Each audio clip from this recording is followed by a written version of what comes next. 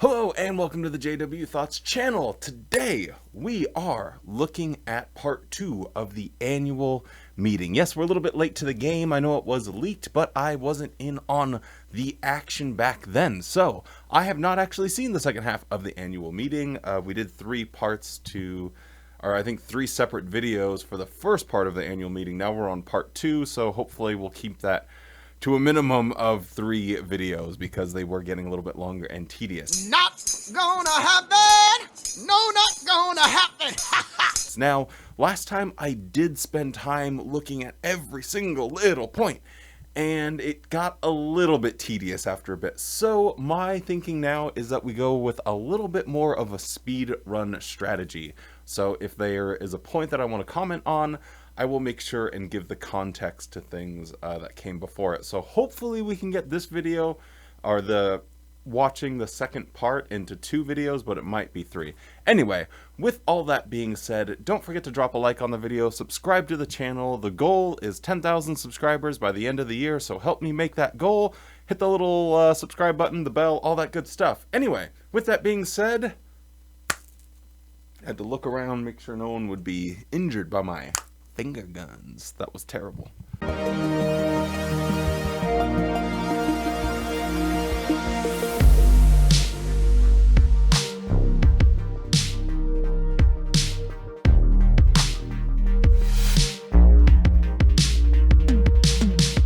Well, this month, we're happy to present the second half of the annual meeting program. We know you're going to thoroughly enjoy the encouraging updates, interviews, and talks to follow. Well, we know that the pandemic has altered all of our lives, and we commend all in the Worldwide Brotherhood for your loyal response to direction. As you likely know, more specific direction and restrictions were recommended for those who serve as special full-time servants in the field. Let's hear now from some of them about the unique circumstances they experienced. So again, I know I probably say this a little bit too often, but it seems like we always have this instance where they say, thank you for the direction that we got from the governing body, and thank you for the loyal support that you gave to the organization. And interviewing people and talking about their unique circumstances.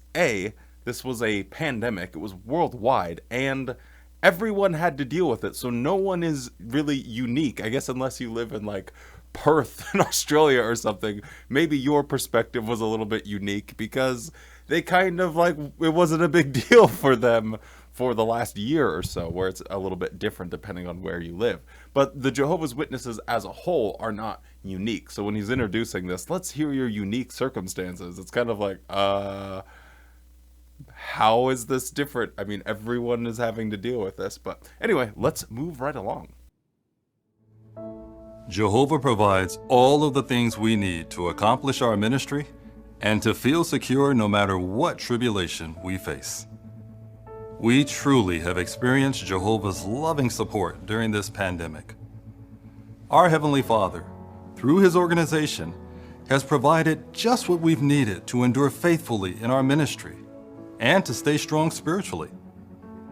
How has the direction to shelter in place affected circuit overseers, construction servants, field missionaries, and special pioneers?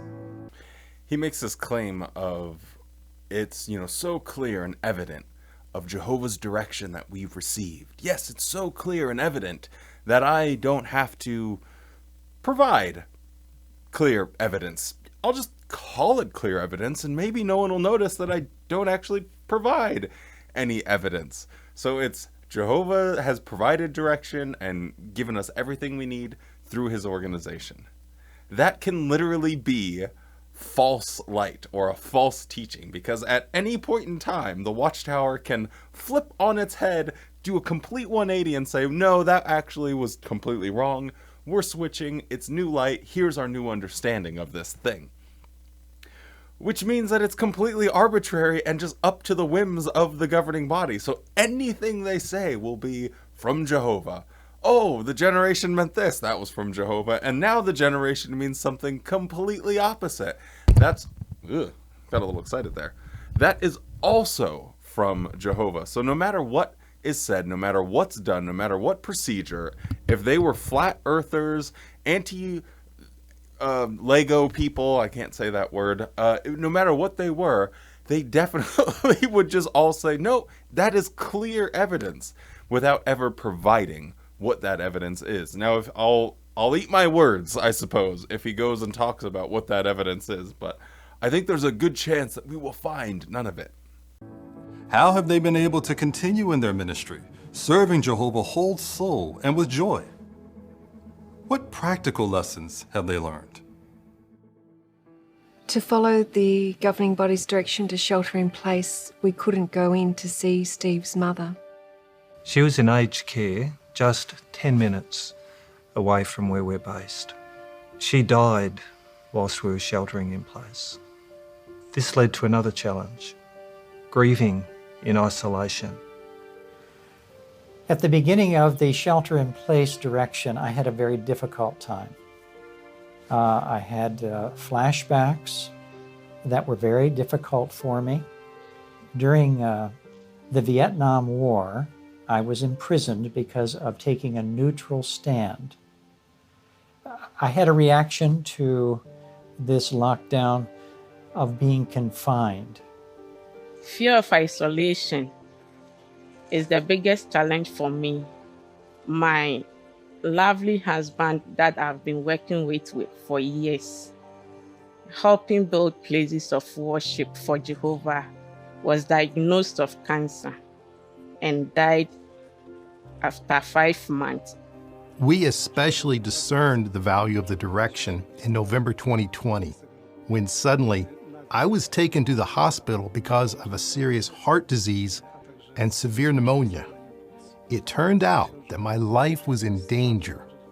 The doctors evaluated that if I had contracted in that condition, I would not have had a chance to survive it. So I say this not to detract from anything that a human being has gone through, any suffering or circumstances that were just horrible for them. I'm not saying any of this to detract from that, but I just want to highlight how Watchtower uses human suffering. They use it for their own benefit, right? And I'm pretty sure we can all see where this is going. We'll see how it all plays out. But we have someone that is has their husband, and they are diagnosed with cancer, and they die 5 months later.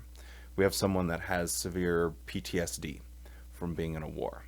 We have someone that is sheltering in place and not able to go and see their own mother whenever, was it mother? Father? Mother.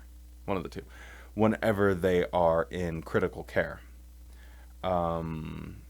We have someone that had a severe illness and a heart condition, and was, if they contracted, then they could have experienced some very severe complications. So people with really hard circumstances. Now, how are all of these people going to benefit from Watchtower? What is it going to be?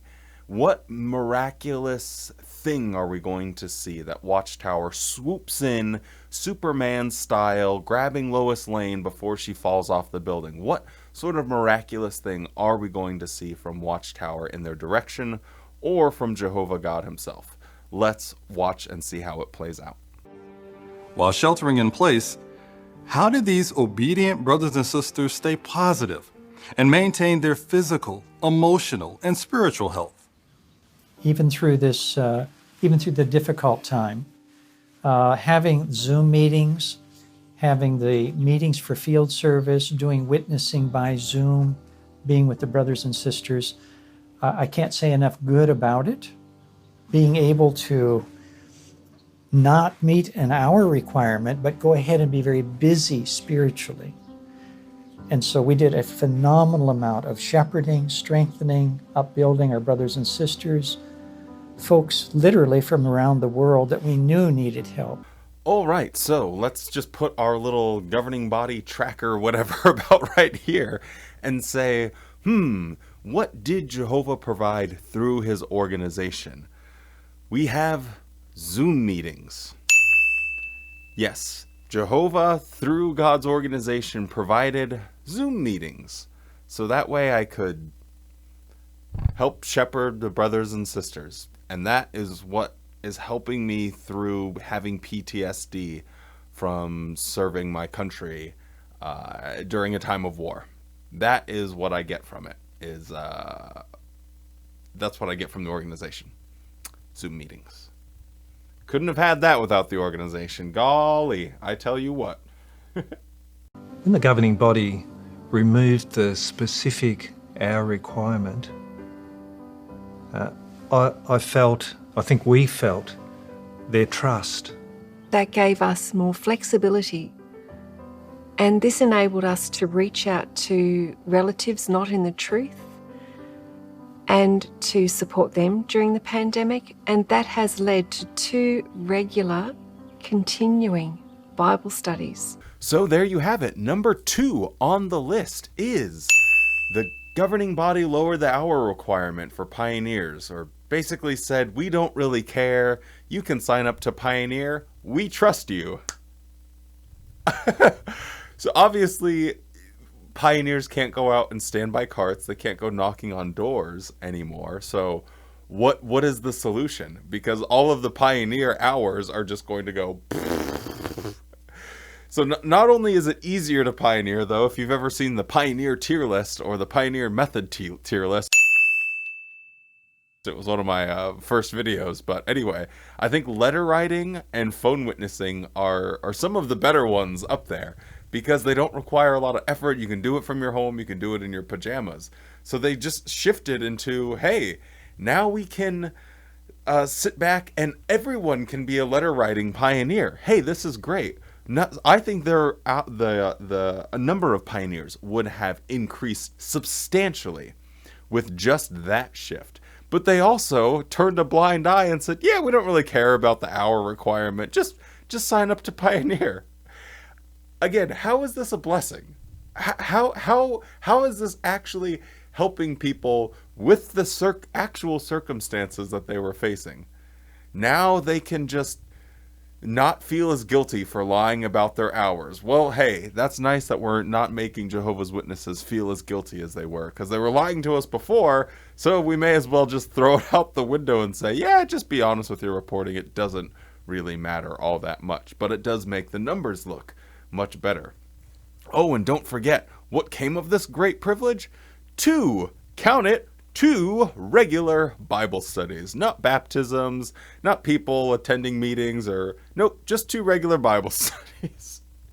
Their whole thing about growth is just hilarious at this point to me.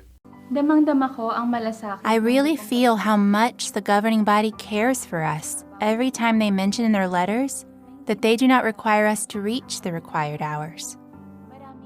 Many brothers and sisters today are depressed and experiencing pandemic fatigue. Usually, they need someone who they can talk to about their problems. And because of these adjustments, I now have more time to encourage them and help them to remain spiritually strong. So the examples ran out so quickly that after the first 2 of, we have Zoom and lowering the hour requirement, what could be number 3? It's Zoom and the hour requirement. I think the first people even mentioned both of those, but again, they're just giving non-stories at this point. There's not a story here. What's the example? Why am I being told this? Actually, a better question is, why am I commenting on something that's a non-story? That's the real question here. One sister and I decided to take 2 hours every day to engage in phone witnessing for the first time, even though we didn't know how to go about it. The circuit overseer's visit taught me how to talk over the phone and how to help people I find and to keep their interest. How were you helped? Item number 4, phone witnessing. My husband died of cancer, but I had the privilege of phone witnessing. This encapsulates why I'm even remotely interested in doing activism. It's stories like this, that this sort of propaganda and that people can fall into this mindset where you are so content with the lies of some guys that live in New York City that you can be on the other side of the planet, go through a absolutely horrible, life-changing event, and your response to that, your reaction to that is, I'm going to give more of my time to these guys that I've never met and who don't know me in New York. I'm going to give more time to them and ignore myself and ignore the healing that no doubt needs to take place in my mind, so that way my life can move forward with a relative amount of ease. But no, I'm going to take up phone witnessing.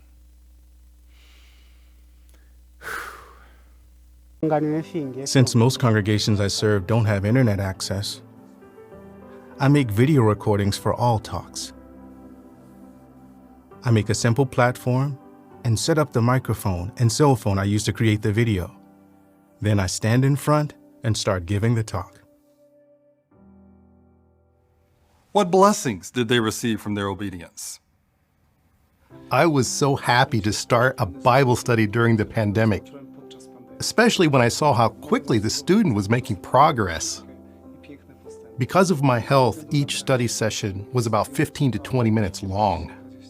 I had to find a good place to conduct the study at the hospital, mainly in the hallway. One day after the concluding prayer, I noticed the door to a doctor's office was open.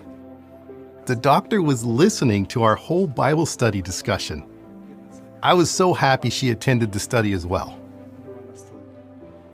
And here we are with another example. And let's remember, they are the ones that qualified this with, this has been such a challenge for people, but we have this evidence of Jehovah blessing and using his organization to help and support the brothers and sisters. This guy was doing talks with a circuit overseer was making talks, and he was recording them and sending them out to people. How is this this is this guy doing it? I literally can't even get my head around what they're trying to and redirect your imagination so you think that the Watchtower is supporting these people when they're clearly not. They're just not. These people just doing what they think is right. I'm speechless. Hey, look, Zizi's in the background. Anyway, let's move on. I am studying with 6 of my relatives from the extended family who previously opposed the good news. One of them also told me of the husband noticing a change in her, in the way she treats and talks to her. And as a result, the husband and 4 of the children are also learning the truth. This from Jehovah has really kept me going. There's a global pandemic. You have pneumonia and some sort of heart condition. What blessings have you received as payment for your loyalty to Jehovah's organization? Well, in the hospital, I have a study, but my energy level limits me to about 15 to 20 minutes per study. Let me qualify that. I know I should be having an hour-long study, but I can't quite do it. And one time, the doctor, she left her door open.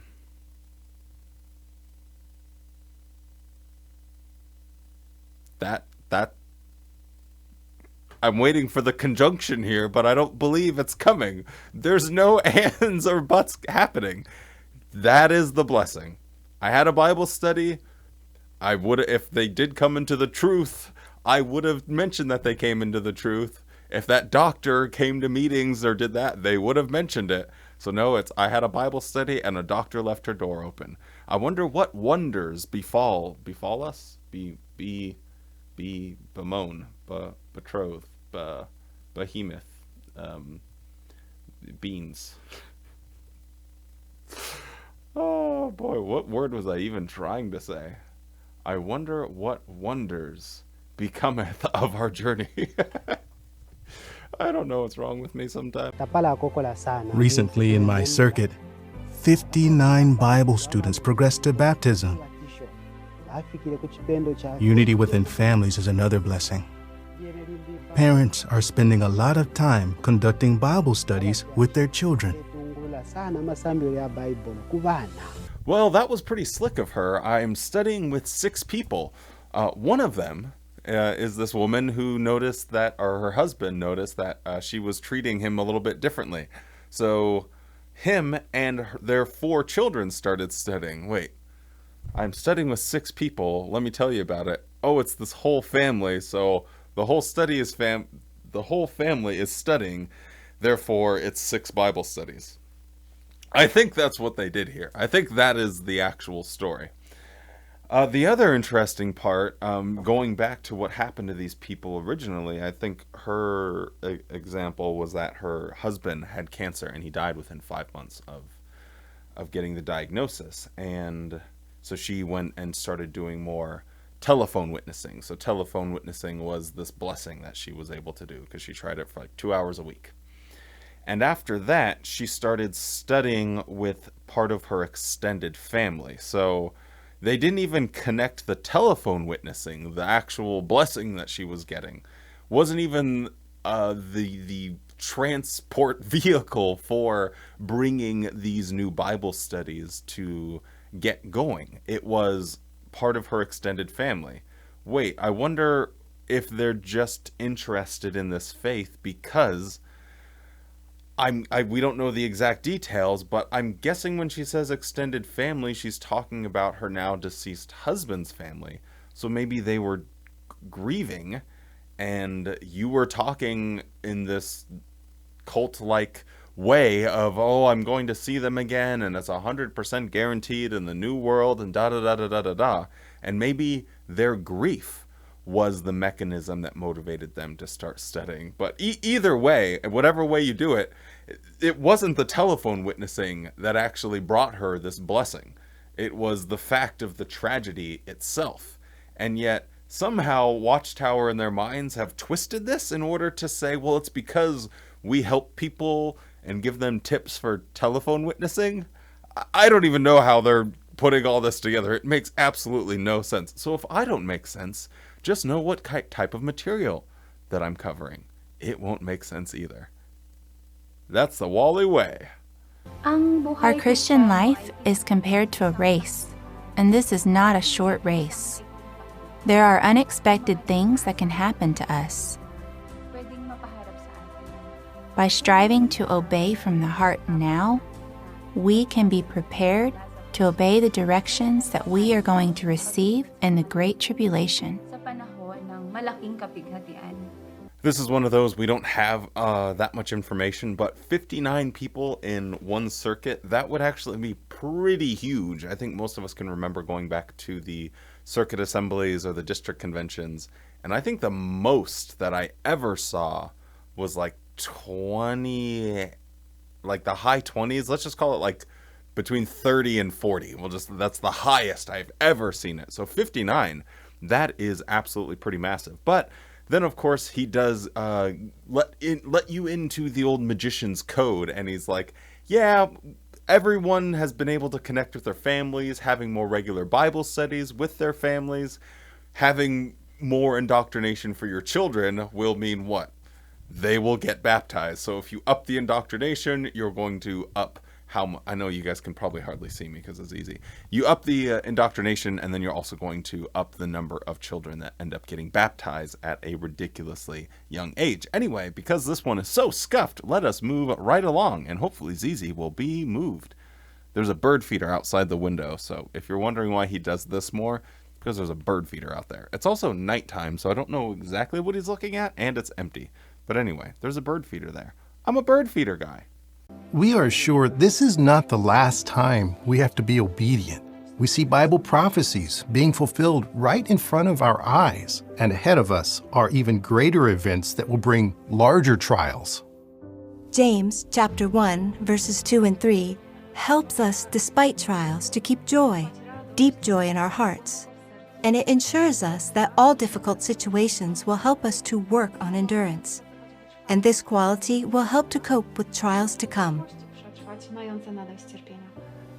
I personally have benefited from following the governing body's direction. I've actually felt joy every day, and I can only put that down to the blessing from Jehovah God on our efforts to be obedient. We've both benefited from the direction from the governing body because we trust they are the faithful and discreet slave Christ Jesus is directing them. I am so absolutely grateful to the governing body for providing direction that is blessing every single one of us around the earth. Just for a quick reminder for those of you that don't know, the Great Tribulation is going to be this brief period of time right before the outbreak of Armageddon, where world governments are going to turn on Jehovah's Witnesses and all the world's religions. And it's going to be utter chaos, and God's people are going to be pushed into the corner until Jesus comes in with his long sword and saves everyone.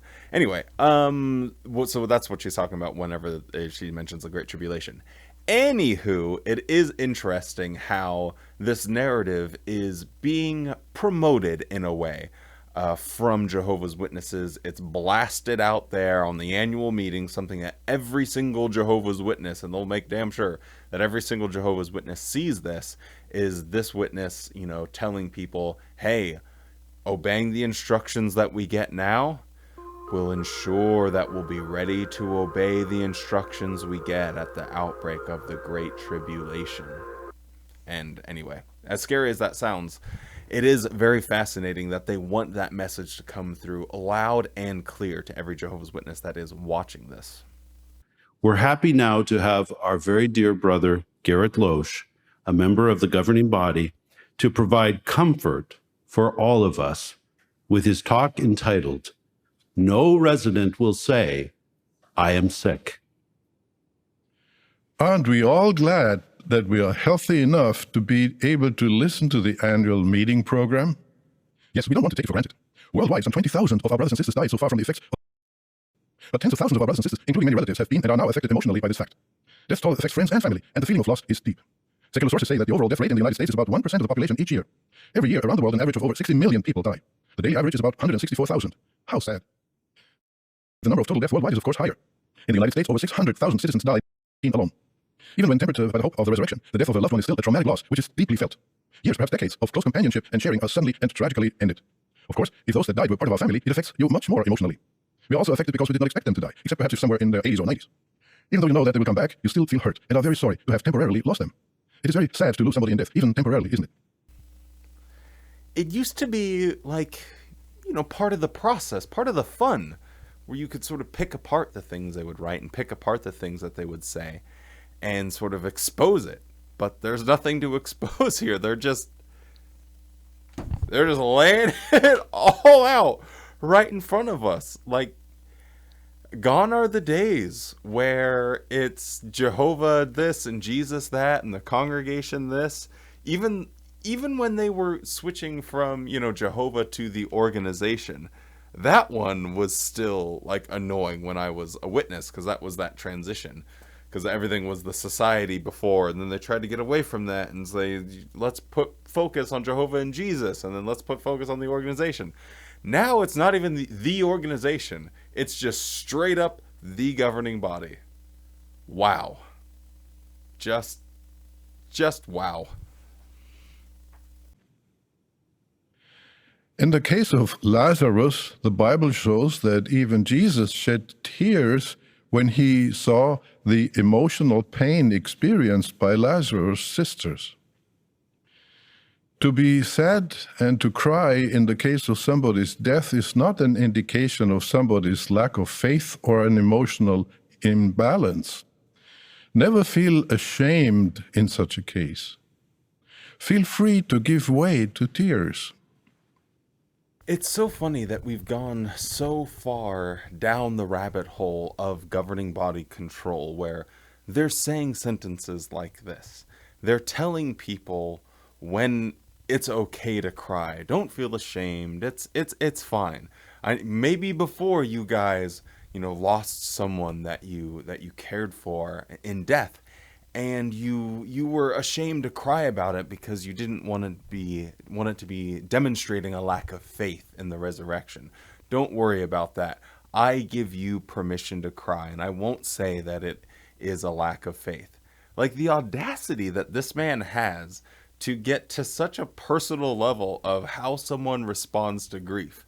But again, in his mind, everything is in his wheelhouse because he's the governing body. He's a spokesperson for God, and he's using him directly in order to lead these people. So literally nothing is off the table for this guy. Even in the past, Jehovah miraculously proved that he is able to prevent sickness and subsequent death. And he proved that he has the power to bring back humans to life. As much as we are sorry to have lost relatives and or friends in death due to or any other reason, we can rejoice that Jehovah will bring them back in the resurrection. Listen to what he's saying here. He's saying that, yes, we understand you can grieve and have an emotional response about losing someone, but you can have complete confidence that you will see them again. Why? Because God, Jehovah, has proven in the Bible that he is able to control sickness and even bring back people from the dead. So what he's saying here, Garrett Loesch, the leader, the 1/8 leader of millions of people, is saying is, in a book, it says this, therefore it's real.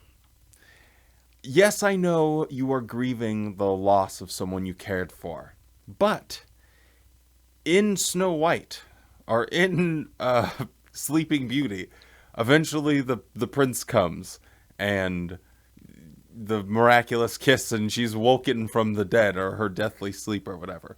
It says that in a book. Therefore, you don't have to worry too much about losing someone you cared for in death because of an illness or something. Like, what is this? God has given us proof so we can have confidence, and you don't have to worry. Hey, after you get done grieving, you can have a positive outlook. I think this is such an unhealthy way of dealing with grief and loss. To just say, well, in this Disney movie this happened, so, I don't think deluding yourself based off of the writings of a book thousands of years ago is an effective way of dealing with loss. And it stands at one of the core things I find wrong amongst Jehovah's Witness and their mentality towards just life in general. But anyway, that's for a whole nother subject. But I just find it fascinating that he's like, and God's given us proof. I don't have to demonstrate that proof because proof can be whatever this book says. Even better, it can be whatever I say that this book says. Oh boy. Jehovah brought back some of his servants in a resurrection in the past. The Bible speaks of 9 specific resurrections of individuals. Instead of reading a list with their names, you can try to recall who these persons were. If you don't come up with 9 persons, why not make it a part of a conversation with friends to complete the list? It refers to Jesus and 8 additional ones. Now you might be wondering why I'm in a different shirt and the camera angle is slightly different and there's a salad here. Well, that's because, like you, and I assume most of you do, can only watch these things in little bits and pieces. So I can only watch for about, an hour, 15 minutes, so somewhere between 15 minutes and an hour. And I have to go and do something else. And oftentimes I'll have to change, shower, all that good stuff. So new shirt, salad, we are ready to go back into the old Thunderdome. Now, because Garrett Loesch is challenging us with remembering all the people in the Bible that were resurrected, I thought, well, hey, bada bing, bada boom, let's see if we can do this. So, here we go. I don't really know. Obviously, you have Jesus, and you have Lazarus, and you have, like, the young girl or whatever that he resurrected. Paul resurrected somebody. I think Peter resurrected somebody. And then you have Elijah with the woman and raising or resurrect like the single mom or something. And then you have Elijah. Wasn't Elijah, or was it Elisha? Elijah was the one with the boy, and Elisha was like someone like touched his bones or something like that. That's only 7. I wonder what the others are. Well, there's that weird account. I guess you could say there's a lot more than 9 if you take that weird account. And oh boy, oh no, oh. This is going to be so scuffed. If you look at what it says in, oh boy, I think it's Matthew 28. I think okay, 27, verse 51. And look, the curtain of the sanctuary was rent in two from top to bottom, and the earth quaked, and the rock masses were split, and the memorial tombs were opened, and many bodies of the holy ones that had fallen asleep were raised up. And persons coming out from among the memorial tombs after being raised up entered into the holy city, and they became visible to people. So you have an account of when Jesus finally dies, there's this earthquake, and these bodies are just sort of like Old Faithful Geyser Yellowstone style, just shot up out of the air from their tombs, and they became visible to other human beings. So I will challenge you, Mr. Loesch, because I think there is more than 9 people. Because I think, what did we get to, 7? And I probably forgot 1 or 2, but there's at least 7 that we got to. And there's this one where it says holy ones plural. So we at least passed, but I think we might have even earned some extra credit for our understanding of the Bible. Anyway, this is super scuffed. Let's go back to watching Garrett Loesch, and I'll eat my salad. It's good for you. It's red onions and feta and cucumbers and tomatoes and butter leaf lettuce, oregano, some Mexican hot chili flakes. It's not just like red hot chili flakes. They're a little bit different. They're a little slightly smokier instead of just like pure like capsaicin to the face. Olive oil and a salt and pepper. Now make sure, or Wally will not approve of your cooking, that you, once you cut your red onions, you soak them in water for at least 10 minutes. It helps like get rid of some of that bite that it has, and it releases some of the natural sweetness. And then also, please, oh please, oh please, salt your tomatoes as if it was like a piece of fish before you were cooking it. You almost wanted to think about curing it. So for at least 10-15 minutes, I do mine for like 30, just salt your tomatoes before you put them on your salad. Mwah. So much better. Anyway, all of this is going to get cut out, so it doesn't really matter. It is so encouraging and comforting to talk about it. Hebrews 11:35 speaks of a better resurrection, better than the resurrection of the 8 persons mentioned in the Bible who had to die again at a later day. The future resurrection is better because it contains the possibility to never die again in all eternity. Imagine to live not only for 1,000 years, but for 1,000,000 years, for 10 million years, for 100 million years, for 100 billion years, and so on. Well, what about 1,000,000,000,000 years? What about 1,000,000,000,000,000 years? What about 1,000,000,000,000 years? What about 1,000,000,000,000 years? What about 1,000,000,000,000 years?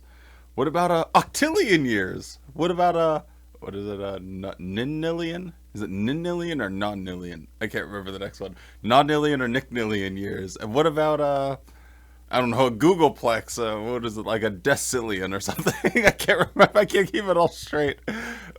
I just like whenever the governing body members indulge in their wet dreams about the paradise. And they are just totally going down the rabbit hole and saying, wow, imagine living for 10,000, 100,000. It's just so funny. I think he was using hundreds and I used tens. Whoops. Well, there you have it. Zizi's here to correct all. Anyway, I just thought it was funny that he has to go like line by line by line by line mentioning each and every sort of... We get what eternal means. Eternal life, infinity.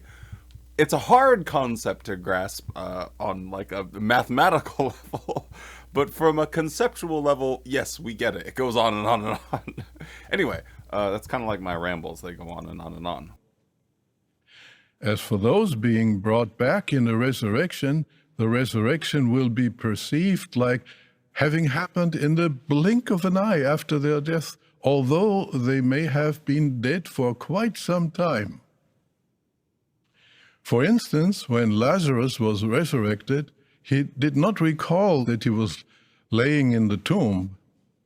When he was resurrected, to him it was like the next moment after he lost consciousness from dying. When he came to himself, he had no perception that he was in the tomb. Jehovah created man originally. He can also recreate a human. I really like whenever the governing body members get on a platform in front of a camera and they start talking about what they know to be factually true. Garrett Loesch is giving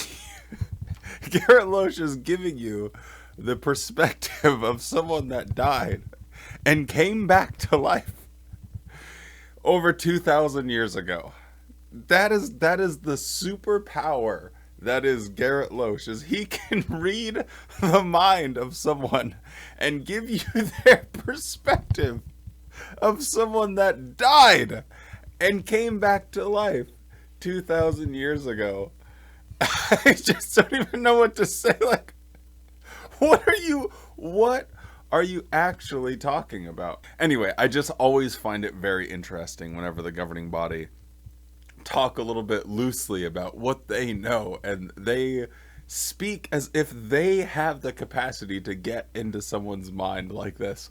It's really goofy, and I always like it because I think it just kind of exposes them. Thank you, Zizi. It exposes them for kind of the perhaps charlatans that they really are, or exposes just how delusional they are, whatever side of the coin you want to take. Faithful Christians who die late during the time of the end will likely be among the first ones to be raised again. We can also expect an early resurrection for some of the faithful men of old who will join others as princes in the new world. Nevertheless, we should not be dogmatic on such matters. On many issues related to the resurrection, the Bible is silent. It does not spell out details of how, when, or at what locations the resurrection of individuals will occur. Well, a little classic behind-the-scenes JW Thoughts production. Zizi decided that he was going to take a little bit of a puke. Well, it's time for a little cleanup can.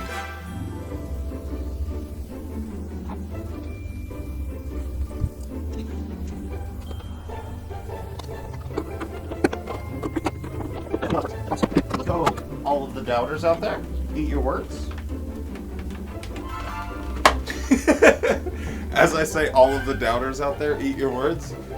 I definitely forgot to plug it in.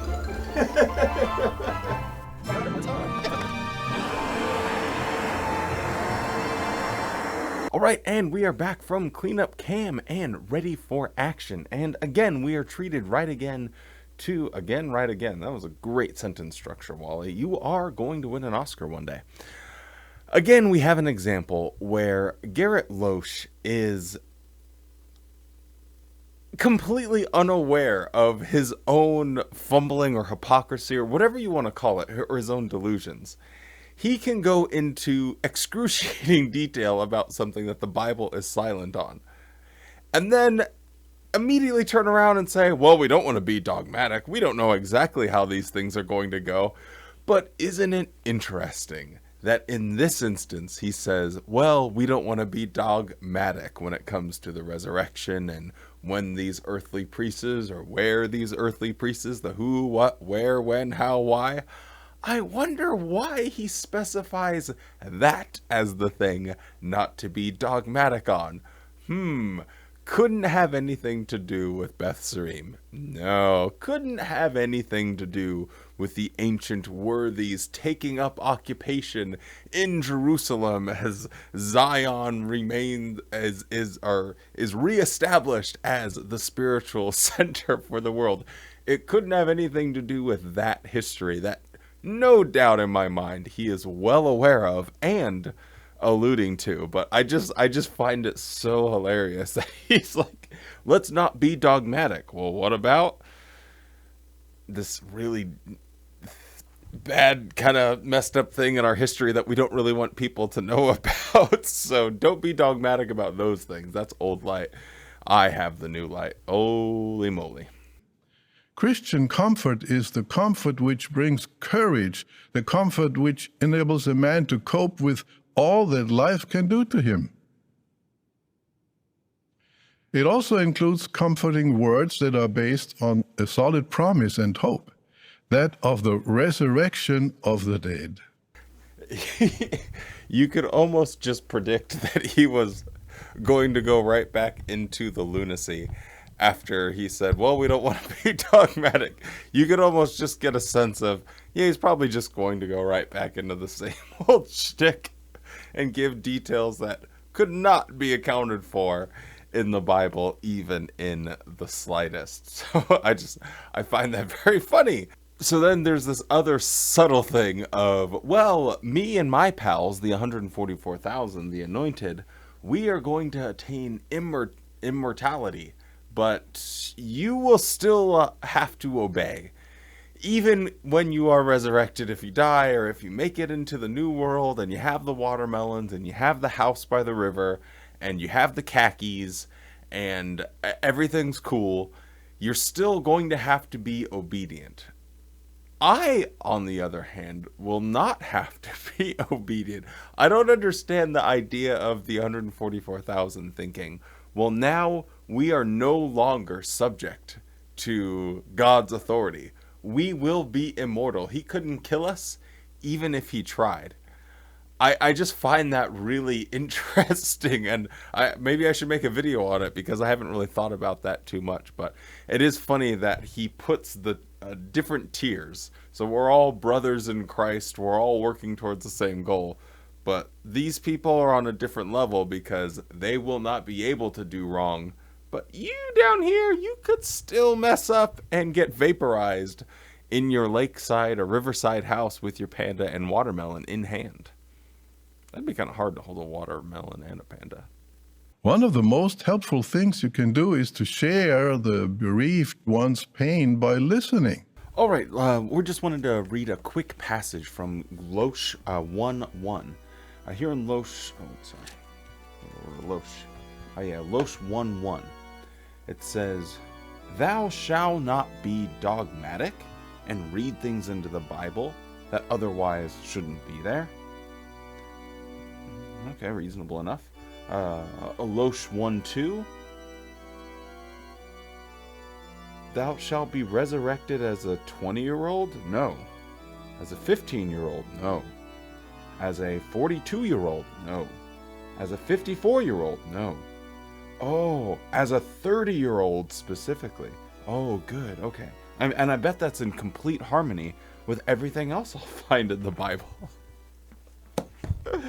I just love whenever they indulge themselves in all of this, actually trying to explain these goofy teachings they have and how just strange it sounds. If I had never been a Jehovah's Witness and this was my exposure, this was the first thing that I was hearing, and this guy's talking about this resurrection and people specifically coming back and they'll look like they're in their 30s.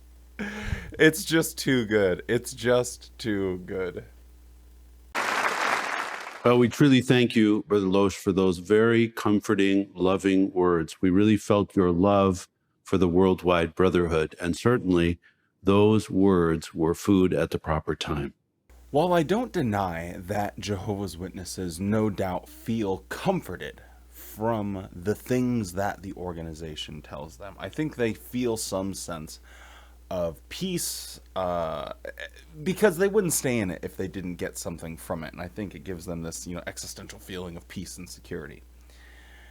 So I get what he's saying is probably accurate, that, people do feel comfort from this. But then he goes a little bit further, which is what I would point out myself, is that what is it based off of? Well, it's based off of the evidence that we find in our interpretation of the Bible. And we know that human beings in times past have been resurrected because it says so in a book. Is that honestly something that would be comforting to someone? If you said, well, a book says this, therefore X. A book says that your dead loved ones will return again to Earth in a perfect body, and they'll be a perfect 30-year-old, and everything will be great, and you can have your house by the river, and you can have your honeydews, and all of that good stuff. I just have a fundamental problem with the idea of comforting someone with a lie or a unfalsifiable claim, or in the Jehovah's Witnesses case, a falsifiable claim, which is a lie.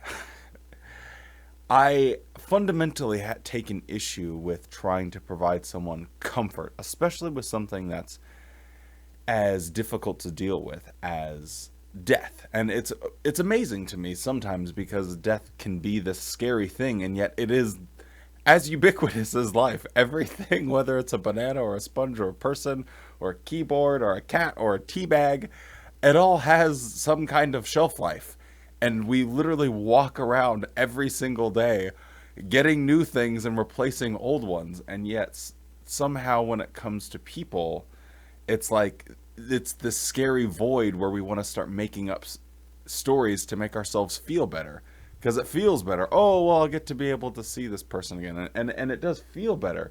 But I'm not interested, personally, in what just feels good. Some people, hey, you might just want to go with what feels good and then try and justify it later. Some people, that's how they live their life. Okay, if that's you, then I guess I'll keep my distance. I guess anyone that I care about, I'll mention it to them so that way they can keep their distance, because I don't think that that is a healthy way to live your life. It's better to accept reality. It's better to be honest and not try and be delusional.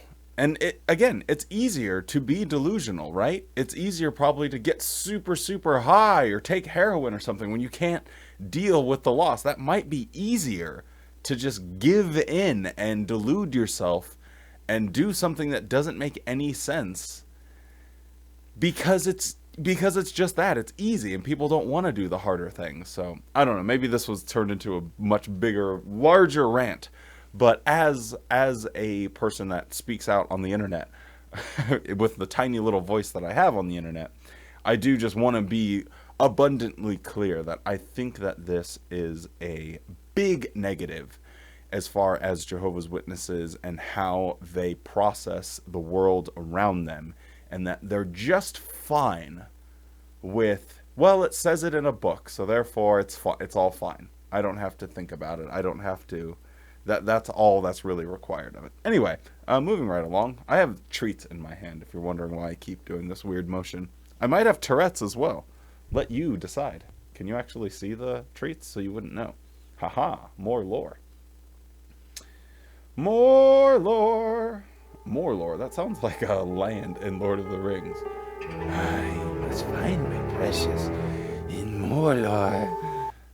I don't know if that was really Gollum or if that was just some BS Walmart dollar score discount Gollum.